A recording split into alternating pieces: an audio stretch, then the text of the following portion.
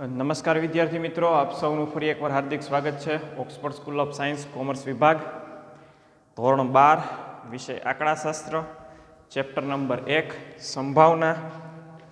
અને આ ચેપ્ટરની અંદર હવે ઘણા બધા આપણે આગળ નીકળી ચૂક્યા છીએ. મુખ્ય સ્વાધ્યાય 1ના દાખલાઓ આપણે ગણીએ છીએ. એમાં પણ જે બાબતો બોર્ડ દ્વારા રદ કરવામાં આવી છે એને હાલ ફિલહાલ આપણે જોતા નથી. સમય વધશે તો એનો પણ આપણે નિકાલ કરી જ નાખવાનો છે. એવી જ રીતના ગણતરી કરીએ છીએ કે તમને જે બોર્ડ દ્વારા રદ કરવામાં આવ્યું છે અને જે અગત્યનું હોય એનો પાછો અભ્યાસ કરાવી શકાય. તો છેલ્લે કાલે આપણે પેજ નંબર 61 ઉપરથી 20મો દાખલો જોયો હતો. તો બધા પેજ નંબર 61 ઉપર આવી જાઓ. આ પેજ નંબર 61 ઉપર આપણે વિભાગ સી નો 20મો દાખલો જોયો હતો. ત્યારબાદ 21મો દાખલો મેં આની પહેલા ગણાવી દીધો, તમને યાદ હશે. અને એ દાખલો 100% યાદ હોવો જોઈએ, કારણ કે આપણે એને વિઘ્ન સંતોષી દાખલો કીધો હતો. અને એ 21મા દાખલા જેવો દાખલો તમને સ્વાધ્યાય નંબર 1.3ની અંદર ઓલો પીઝા અને કોલ્ડ ડ્રિંક વાળો કરાવ્યો હતો. અને આ 21મો દાખલો ઓલો કર મર્યાદાવાળો છે. એટલે ટૂંકમાં આપણે 21મો દાખલો ભૂતકાળમાં જોઈ ચૂક્યા છીએ. પછી 22મો દાખલો છે ને, 22મો દાખલો એ શરતી સંભાવનાનો દાખલો છે. શરતી સંભાવના છે ને એ આપણે આ વર્ષ પૂરતું રદ કરેલ છે. 23મો દાખલો છે ને એ નિરપેક્ષ ઘટનાનો છે, ચોખ્ખું લખ્યું છે. નિરપેક્ષ ઘટના પણ આપણને રદ કરવામાં આવી છે. પછી વિભાગ ડીમાં આવીએ તો પહેલો જે દાખલો છે એલઈડી ને એલસીડી વાળો, એ પણ શરતી સંભાવના ઉપર આધારિત છે. એટલે એ પણ આપણે આ વર્ષ પૂરતો રદ રહેશે. દાખલા નંબર 2 જુઓ, વિભાગ ડીનો. વિભાગ ડી દાખલા નંબર 2 જુઓ. હવે એ બહુ સરળ દાખલો છે. ભૂતકાળમાં આવી રીતના દાખલા આપણે ગણી ચૂક્યા છે, એવો જ દાખલો છે. તો પહેલા વિભાગ ડી નો દાખલા નંબર 2 જોઈ લઈએ. રકમ વાંચું છું, જરાક ધ્યાન આપજો. 1 થી 100 સુધીની પ્રાકૃતિક સંખ્યાઓમાંથી એક સંખ્યા યાદચ્છિક રીતે પસંદ કરવામાં આવે છે. 1 થી 100 સુધીની પ્રાકૃતિક સંખ્યા છે, એટલે આપણો નિદર્શ અવકાશ u = 1 થી લઈ અને 100 સુધીનો થાય. હવે આ 1 થી 100 સુધીની જે સંખ્યા છે એમાંથી એક સંખ્યા યાદચ્છિક રીતે પસંદ કરવામાં આવે છે. તો કુલ પરિણામ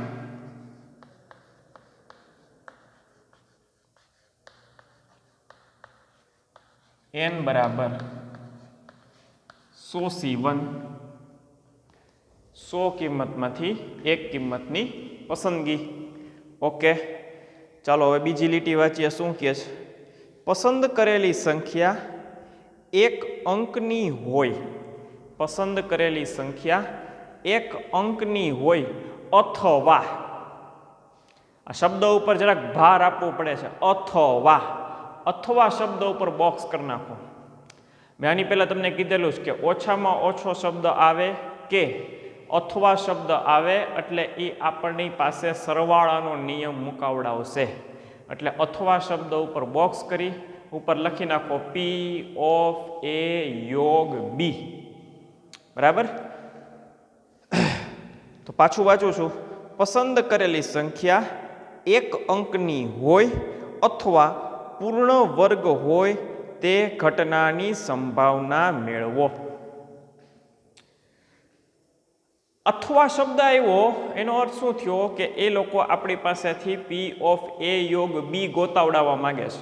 એટલે આપણી પાસે શું અપેક્ષા રાખે છે કે તમે P of A યોગ B = P of A plus P of B minus P of A છેદ B, આ સૂત્ર મૂકીને દાખલો ગણો. બરાબર? તો આ દાખલાની અંદર આપણે ઘટના A બનાવવી પડશે, B બનાવવી પડશે અને A/B એ બનાવવી પડશે. તો કેવી રીતના ઘટના બનાવાય, ભૂતકાળમાં આપણે આવા પ્રકારના દાખલાઓ ગણી ચૂક્યા છીએ, થોડાક અલગ હોય, બધાય તો એક સરખા ન હોય, તો એ જ રીત પરથી આપણે આ દાખલો પણ ગણીએ. તો અથવા પહેલાંનો જે શબ્દ વાક્યો છે એને ધ્યાનમાં લેશું અને અથવા પછીના જે શબ્દો કે વાક્ય આપ્યું છે એને ધ્યાનમાં લઈ અને પહેલાં ઘટના એ અને ઘટના બી બનાવીએ, પછી એ છેદ બીનું વિચારશું શું કરવું. તો શું કહે છે કે પસંદ કરેલી સંખ્યા એક અંકની હોય તો એ બરાબર પસંદ કરેલી સંખ્યા એક અંકની હોય તે ઘટના. બરાબર. 1 થી 100 સુધીની પ્રાકૃતિક સંખ્યા છે, 1 થી 100 સુધીની સંખ્યા છે એવું તમે માનીને ચાલો. એમાંથી આપણને એમ કહે કે ઘટના એ એવી બનાવો કે જેની અંદર એક અંકવાળી જ કિંમતો આવતી હોય. તો જુઓ તો એક અંકવાળી કિંમતો કેટલી આવી શકે? એક અંકવાળી કિંમતો તો કે ભાઈ આમ થાય કે નહીં, એ બરાબર 1 2 3 4 5 6 7 8 ને 9. આ એક અંકવાળી કિંમતો થઈ, સંખ્યા થઈ. બરાબર. 0 છે નહીં, બાકી તો આપણે 0 લેત. 0 છે નહીં. 1 થી 100 સુધીની પ્રાકૃતિક સંખ્યામાંથી આપણે એક અંકવાળી સંખ્યાઓ પસંદ કરવાની છે. તો કેટલી થઈ જુઓ તો? 9 થઈ. બરાબર છે. 10મી થાય જ નહીં. તો તેથી ઘટના એના સાનુકૂળ પરિણામ એમ બરાબર કેટલા થાય? તો કે 9. તેથી P of A is equal two એમના છેદમાં n કરું, આમ જરાક લઈ જાઉં છું કારણ કે જગ્યા ઘટે નહીં એટલે એમના છેદમાં n, તો 9ના છેદમાં 100 થાય. આ અથવા પેલા જે શબ્દાવલી આપી છે એનો જવાબ કે પસંદ કરેલી સંખ્યા એક અંકની હોય તો એક અંકની સંખ્યા પસંદ થાય એની સંભાવના કેટલી વધે? તો કે 9ના છેદમાં 100. હવે અથવા પછીના શબ્દાવલીને તમે ધ્યાનમાં રાખો. પૂર્ણ વર્ગ શબ્દ ઉપર બોક્સ કરી નાખો. આ શબ્દ ક્યારેક તમે ઓછો સાંભળ્યો હોય છે, પૂર્ણ વર્ગ. તો કે પૂર્ણ વર્ગ એટલે કેવો કિંમતો કે જેનો તમે વર્ગ કરો ને. પૂર્ણ વર્ગ એટલે કેવી કિંમતો કે જેનો તમે વર્ગ કરો ને એ પોઈન્ટમાં ન આવે ને પૂર્ણ વર્ગ સંખ્યા કહેવાય. જે કિંમતનો જવાબ પોઈન્ટમાં ન આવે ને વર્ગ કરવાથી એને પૂર્ણ વર્ગ સંખ્યાઓ કહેવાય. બરાબર. તો 1નો વર્ગ 1, 2નો વર્ગ 4, પછી તો કે 3નો વર્ગ 9, 4નો વર્ગ 16, 5નો વર્ગ 25, 6નો વર્ગ 36 થાય જ ને. બધી પોઈન્ટ વગરની કિંમતો થાય જ ને. તો બસ એ પૂર્ણ વર્ગ હોય તે ઘટના આપણે કહેવાની છે. પૂર્ણ વર્ગ એટલે શું? તો કે ભાઈ કોઈ પણ કિંમતનો વર્ગ કરવાથી એનો જવાબ પોઈન્ટમાં ન આવે એને પૂર્ણ વર્ગ સંખ્યા કહેવાય. એટલે જ એનું નામ છે પૂર્ણ વર્ગ. અપૂર્ણ વર્ગ નહીં. અપૂર્ણ વર્ગમાં તો શું થાય? તો કે પોઈન્ટ વાળી સંખ્યા હોય. પૂર્ણ વર્ગ એનો અર્થ શું? તો કે પોઈન્ટ વગરની સંખ્યા હોય એને પૂર્ણ વર્ગ કહેવાય. તો હવે આપણે ઘટના બી બનાવવી પડશે. બી બરાબર પસંદ કરેલી સંખ્યા પૂર્ણ વર્ગ હોય તે ઘટના. તો 1 થી 100 સુધીના તમામ વર્ગો લખી નખાય. તમે જાણો છો 1 થી 100 સુધીના તમામ વર્ગો એટલે કેવી રીતના? તો કે જુઓ તો આમ થાય કે નહીં. 1નો વર્ગ 1, 2નો વર્ગ 4, 3નો વર્ગ 9, 4નો વર્ગ 16, 5નો વર્ગ 25, 6નો વર્ગ 36, 7નો વર્ગ 49, 8નો વર્ગ 64, 9નો વર્ગ 9 81 અને 10નો વર્ગ 100. આ બધી પૂર્ણ વર્ગ સંખ્યાઓ કહેવાય, બરાબર. તો કેટલી થઈ? 1 2 3 4 5 6 7 8 9 ને 10. તો ઘટના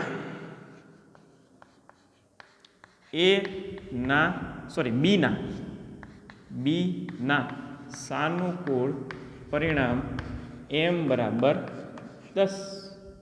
તો P of B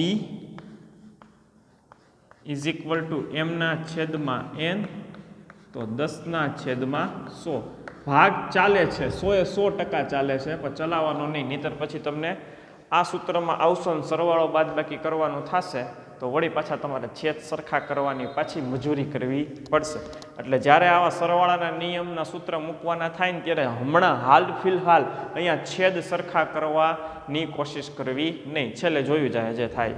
હવે તો કે ઘટના A બનાવી લીધી, ઘટના B બનાવી લીધી, હવે A/B એ બનાવવી પડશે. તો A/B એટલે શું? તો કે A/B એટલે એમાં અને બીમાં બેયની અંદર જે કોમન બાબતો આવતી હોય ને એને A/B કહેવાય. તો કે જે સંખ્યા એમાંય બેઠેલી હોય, જે સંખ્યા બીમાં પણ બેઠેલી હોય એવી કોમન સંખ્યાઓને A/B કહેવાય. તો પહેલા તો નામકરણ કરી નાખું.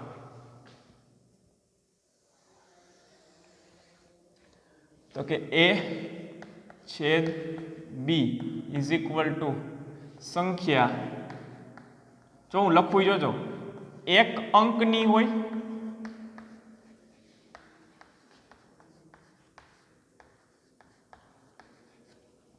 અને પૂર્ણ વર્ગ હોય.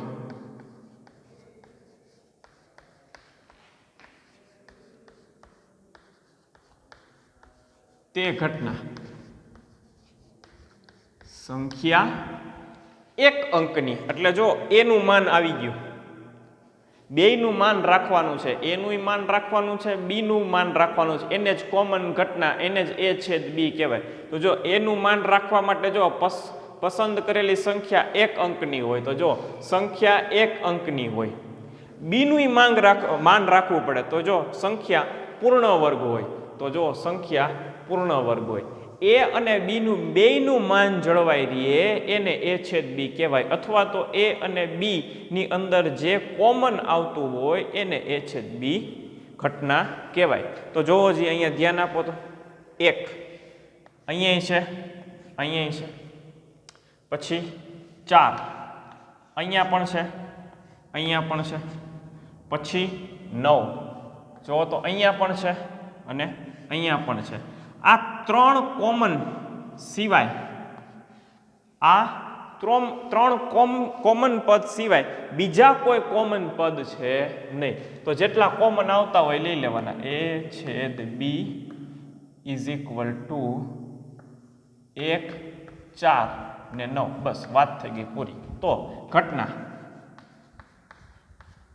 A/B ના સાનુકૂળ પરિણામ m બરાબર કેટલા થાય? તો કે 3. તો તેથી P of A/B બરાબર m ના છેદમાં n.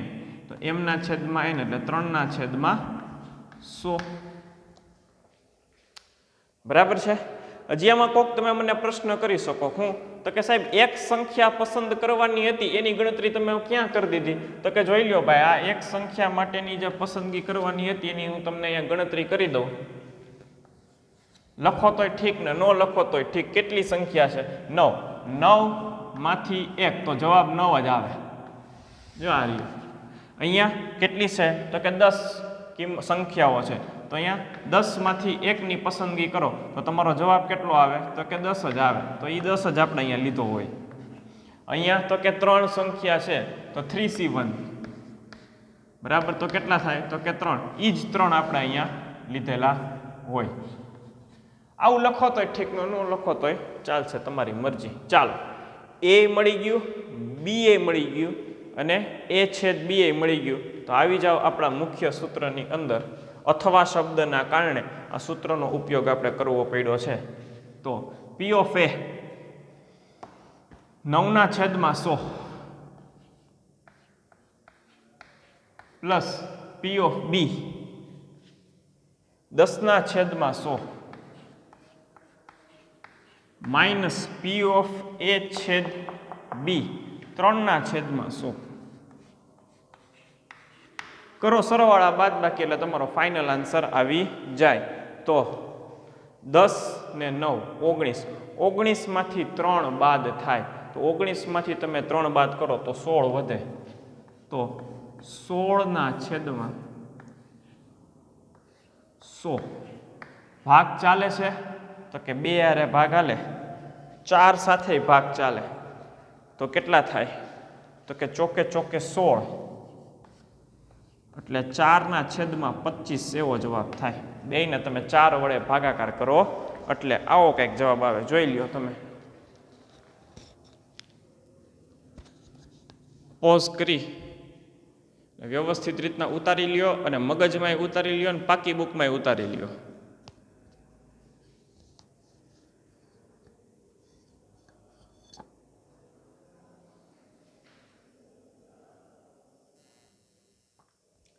ચાલો નેક્સ્ટ.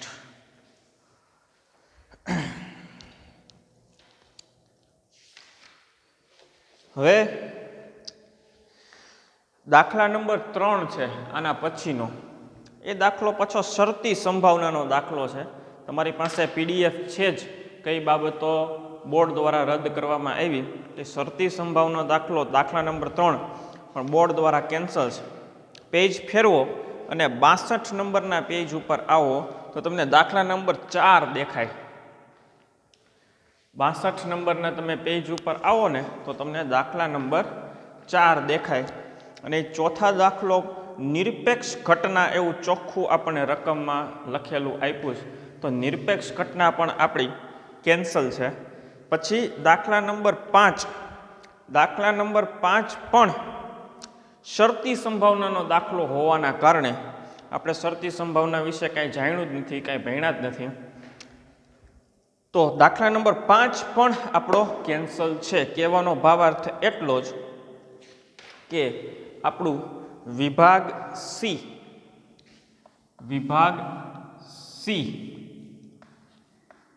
અને વિભાગ ડી, વિભાગ સી અને વિભાગ ડી 100% આપણા અભ્યાસક્રમ મુજબ પૂર્ણ થઈ ગયેલ છે.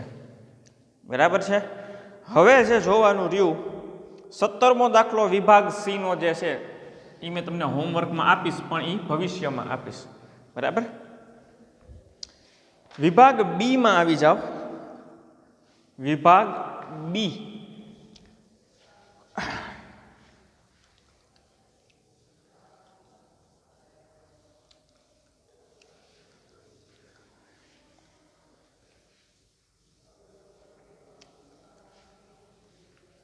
વિભાગ બી માં અમુક દાખલા આપણે ગણવાના થશે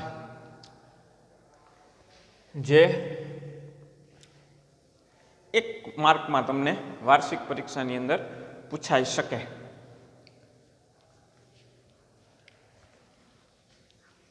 તો પેજ નંબર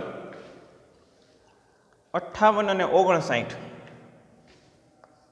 પેજ નંબર 58 અને 59 નંબરનું જે પેજ છે એ પેજ ઉપર આવી જાઓ. તો 58 નંબરનું જે પેજ છે ત્યાંથી તમારું વિભાગ બી શરૂ થાય છે. વિભાગ બી. બરાબર. પણ 1 થી 12 સુધી જે કાંઈ આપ્યું છે એ થિયરી આપી છે. બરાબર. આ થિયરીની અંદર ગુણાકારનો નિયમ તમને કહે, નિરપેક્ષ ઘટનાની વાત કરે, શરતી સંભાવનાની વાત કરે, એને કોઈને આપણે આ વર્ષ પૂરતું ધ્યાનમાં લેવાનું નથી. એ સિવાયની જે કાંઈ થિયરી હોય એ જ તમારા કામની થિયરી છે. બરાબર. તો થિયરી તો તમને બધી જાણતા જ હશો. એમાંય જે 12મો પ્રશ્ન આપ્યો છે એ બધી બાબત તો આપણે ભૂતકાળની અંદર જ્યારે ચેપ્ટર શરૂ થતું હતું ત્યારે મેં તમને લખાવી હતી, એના આકૃતિ પણ દોરાવી હતી, બધું કામ આપણે કરી લીધું છે. પેજ નંબર 59 ઉપર આવી જાઓ અને 59 ઉપરથી તમને 13 થી લઈને 28 સુધીના ક્રમ આપેલા છે. એમાંથી અમુક બાબતો આપણે જોવાની છે, અમુક બાબતો નથી જોવાની. તો પહેલાં સૌ પ્રથમ બી વિભાગ બી નો દાખલા નંબર 13 જોવો. રકમ વાંચું છું, ધ્યાન આપો. નિદર્શ અવકાશની બે ઘટનાઓ એ અને બી માટે એ છેદ બી ઇઝ ઇક્વલ ટુ 5 હોય. એ છેદ બી ઇઝ ઇક્વલ ટુ કેવું હોય તો કે 5 હોય, એટલે કે ખાલી ગણો હોય, એટલે કે એનો જવાબ 0 થતો હોય. અને એ યોગ B is equal to U હોય. એ યોગ B is equal to U થતું હોય તો પી ઓફ એ છેદ બી અને પી ઓફ એ યોગ બી ની કિંમત જણાવો. જો આવું થતું હોય, બરાબર, આવું ક્યારે થાય ખબર? નિવારક ઘટના હોય ને, નિવારક પરસ્પર નિવારક ઘટના હોય ને, નિવારક ઘટના, એવી પ્રકારની ઘટનાઓની અંદર હંમેશા તમારો એ છેદ બી ઇઝ ઇક્વલ ટુ 5 થતો હોય. અને જો નિવારક ઘટના હોય ને તો તમારો એ યોગ B is equal to always 1 થાય. તો આ પરસ્પર નિવારક ઘટના હોવાથી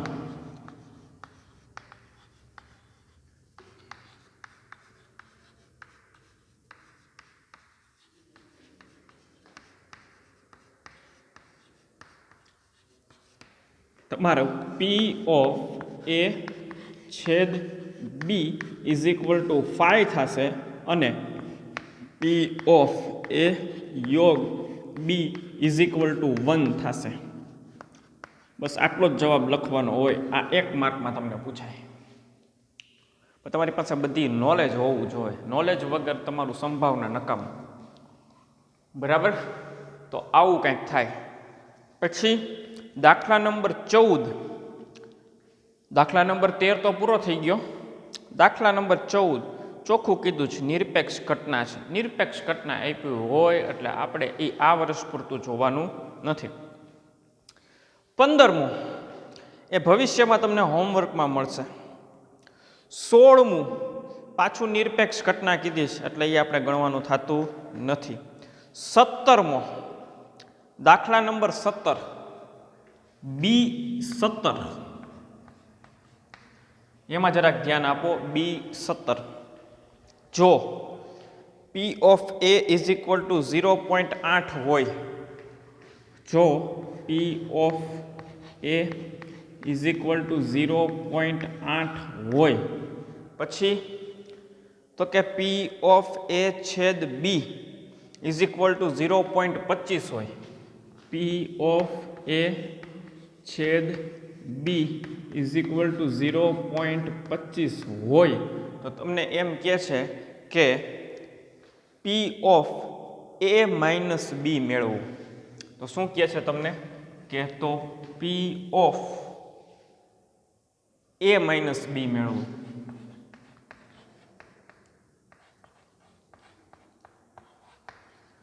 જો આટલી સરસ નાનકડી રકમ છે વિભાગ બી નો દાખલા નંબર 17ની કે પી of A is equal two 0.8 છે, પી ઓફ એ છેદ બી ઇઝ ઇક્વલ ટુ 0.25 હોય તો તમે એ માઇનસ બી મેળવો. તો આપણે જાણીએ છીએ સૂત્ર P of A minus B is equal to, જે પહેલો હોય એ પહેલો લખવાનો, P of A minus P of A છેદ બી.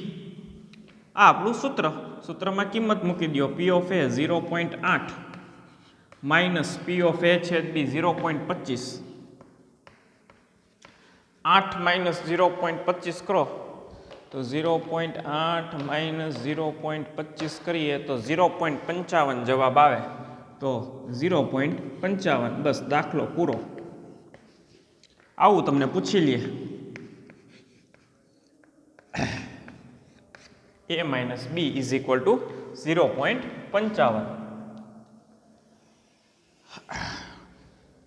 એક બીજી ખરેખર અગત્યની વાત કરું. જેમ જેમ પરીક્ષા આપણી પાછળ જતી જાય ને એમ એમ 1 માર્કની જે કાંઈ પ્રશ્નાવલી છે ને એ વધતી જશે, એટલે કે તમારા MCQની સંખ્યા પણ વધી શકે જેમ જેમ તમારી પરીક્ષા પાછળ જાય, અને એમ તમારા એક વાક્યના સવાલ જવાબની પણ તમારી પૂછાવાની શક્યતા વધતી જાય. એટલે અત્યારે આ જે બધું આપણે કામ કરીએ જ નહીં, ખૂબ અગત્યનું છે. ખ્યાલ આવ્યો આખી બાબતનો? જેમ જેમ તમારી પરીક્ષા પાછળ અને સ્કૂલ મોડી ખુલવાની વાતો આવે, તમે ધોરણ 12ના વિદ્યાર્થી છો, 100% એક વાત ગળે બાંધીને રાખો, તમારી પરીક્ષા તો લેવાશે જ. બરાબર?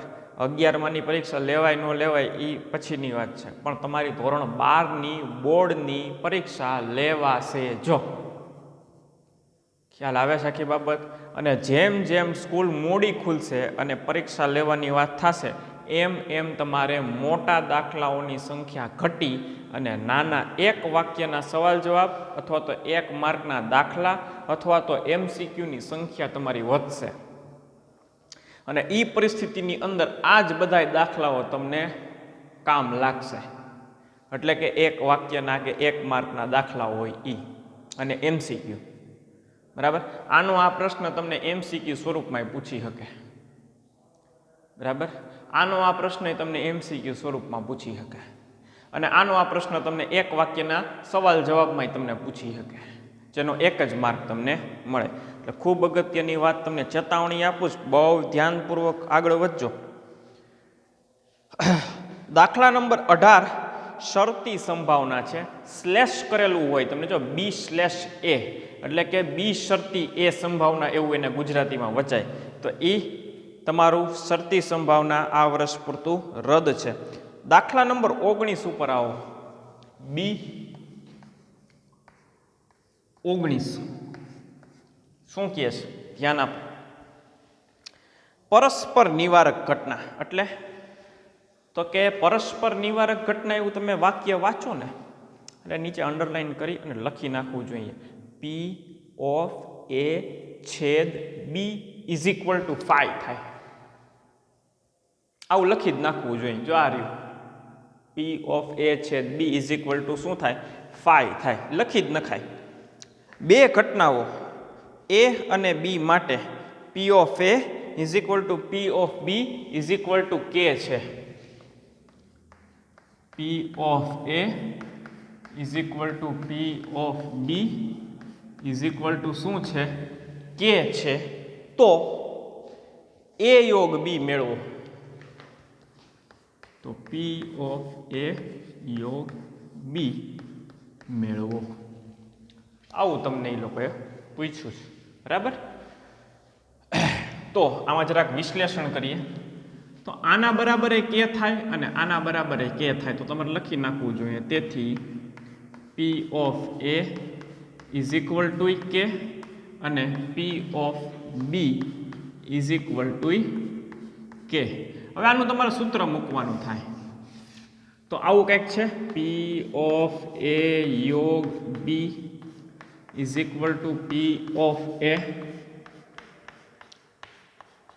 Plus P/B. સાહેબ માઇનસ P/A/BA આનું જ સૂત્ર છે દોસ્ત. આ એનું સૂત્ર નથી. શું કામ?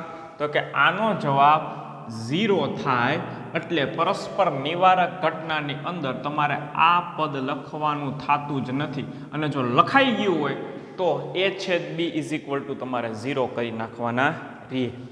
શું કામ? તો કે આ પરસ્પર નિવારક ઘટના છે એટલે. બરાબર? તો P/A નો જવાબ કેટલો? તો કે K પ્લસ ના પ્લસ. B નો જવાબ કેટલો? તો કે K. તો K પ્લસ K તો કે 2K. દાખલો પૂરો. A યોગ B = કેટલું થાય? તો કે 2K. K plus K = 2K. K ગુણ્યા K = K નો સ્ક્વેર. તો હું બોલી ગયો, સાંભળજો.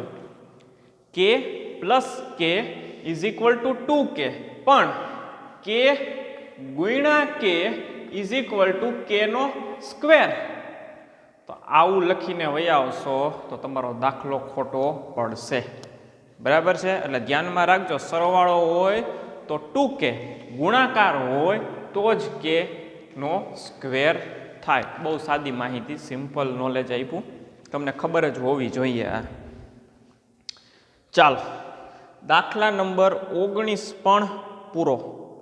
હવે તો કે દાખલા નંબર 20, તો કે ભાઈ તમારો બી 20 તરફ આવી જાઓ. રકમ વાંચું છું, ધ્યાન આપો. જો પી ઓફ એ ડેશ છેદ બી, અને ગુજરાતીમાં વાંચવું હોય તો કેવી રીતના વચાય? હું લખ્યું છે પી ઓફ એ ડેશ છેદ બી. અને તમારે વાક્ય રચનામાં ગોઠવું હોય ને તો શું ગોઠવાય ખબર? ઘટના એ ન બને અને ઘટના એ બને તેની તમને સંભાવના આપી છે. કેટલી? તો કે 0.45. આનો અર્થ શું થાય? પી ઓફ એ ડેશ છેદ બી 0.45. આનો અર્થ શું થાય ખબર? ઘટના એ ન બને અને ઘટના બી બને એની સંભાવના કેટલી? તો કે 0.45. ઓકે, પછી શું કહે છે કે પી ઓફ એ છેદ બી ઇઝ ઇક્વલ ટુ કેટલા છે? તો કે 5. એ છેદ બી ની કિંમત કેટલી થાય? તો કે 5 થાય છે. બરાબર? તો તમને એમ કીધું છે કે પી ઓફ બી મેળવો.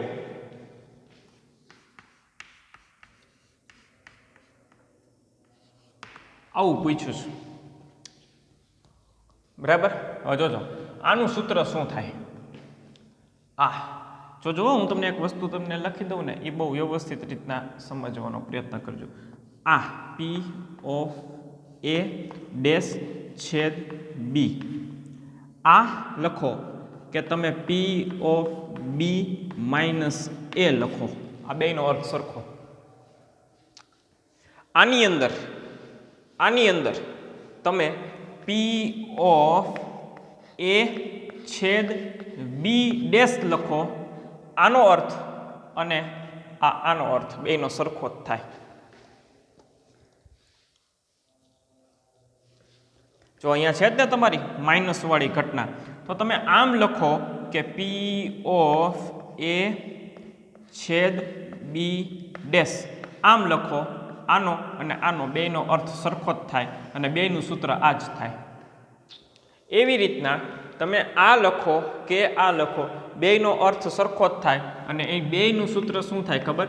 પી of B minus P of A છેદ બી.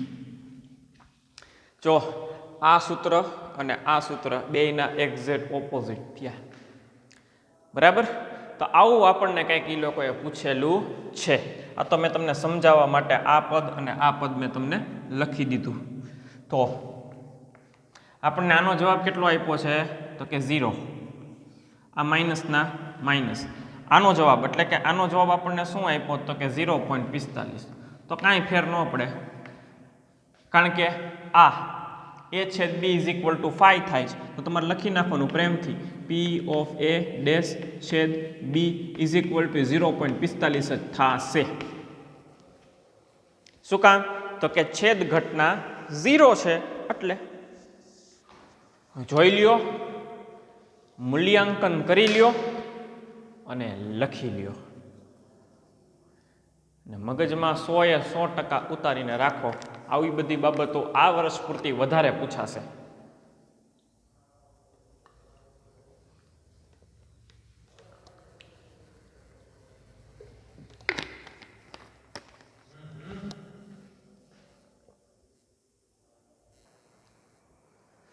તો આજના આ લેક્ચરની અંદર આટલું જ રાખીએ.